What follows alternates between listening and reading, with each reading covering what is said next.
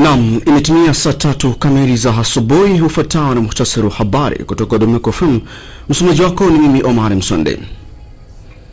Waziri Mkuu Daktari Mwigulu Nchemba amekabidhi hundi ya shilingi bilioni 200 kwa waziri wa nchi ofisi ya Rais maendeleo ya vijana Joel Nanauka, ikiwa ni utekelezaji wa vitendo vya ahadi ya Rais Samia Suluhu Hassan.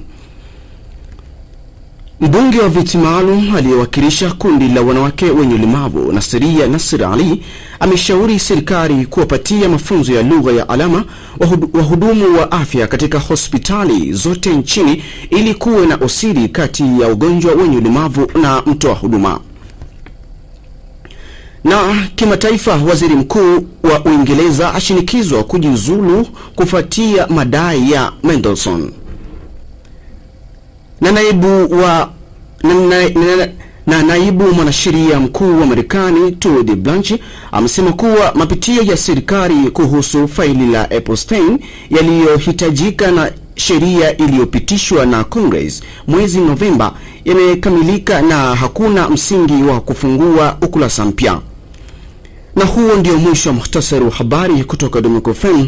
Msomaji wako ni mimi Omar Msonde. Endelea kuwa nasi.